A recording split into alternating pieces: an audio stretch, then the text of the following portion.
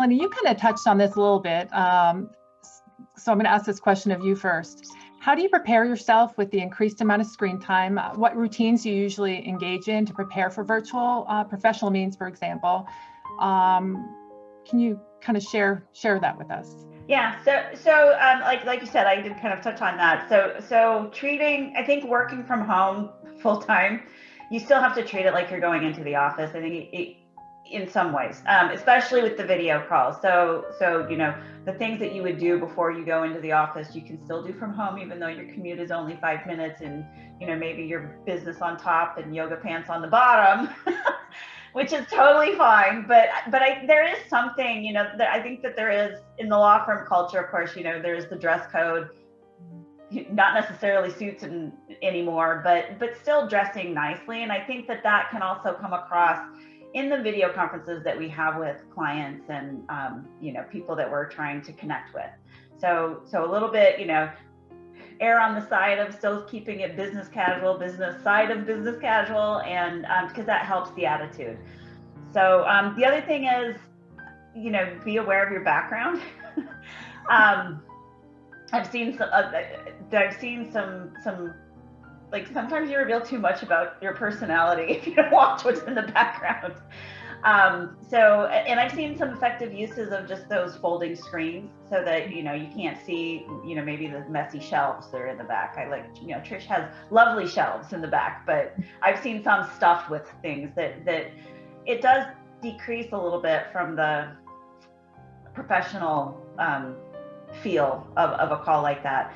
But I have to mention one thing that a client did that I thought was awesome. He put a book in his background. So I did a video call with him, and it was like Fox and Socks sitting in the background. And I just thought that was awesome. It was revealing a little bit about his personality, but not making it too obvious. So that's kind of a fun way. You know, I thought that was appropriate to kind of introduce a little bit about your personality in the Zoom picture. All right. Rebecca, you? You know, probably some of the practices that Melanie called out, would completely agree. I think it's attitude. That is number one. You know, it's great being casual. It's great not having to spend, 2 hours on the road to and from work, right?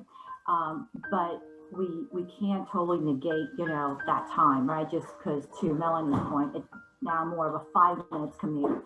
Get yourself ready. And part of it is really that intrinsic sort of feeling, right?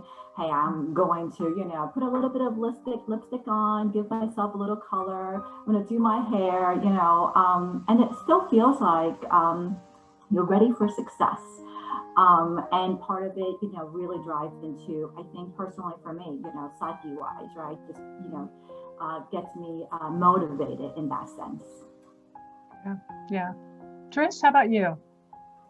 Yeah, so definitely, just as Melanie and Rebecca indicated, obviously dress, get mentally prepared for it. A little of the things that we all should know is, close the door, let your family know or your friends know that you're going to be on a call, especially if it's an interview or something really critical. Silence your phone. That's one that normally I forget. To silence my phone, and next thing I know, it's ringing, and it's like, oh, that's me, And then one of the other things that I think all of us have learned is to level your camera so that you're not, like this, or, down, having a weird angle, so that you're mostly just looking straight at the camera and having it level. That helps. So, and the last thing I will say is, all of us need to remember to have good posture and make sure you sit up, because that projects your voice. When you sit, just like when you stand, it projects your voice, so that you come across confident and everybody can hear you. All right, that's good advice. Anita? I think I agree with everything that's been said so far in terms of routines. To Trish's point, when I have important calls that are, more client facing, I definitely tell my family. I make sure my children are not going to be traipsing behind me in the office. And I think that's very important.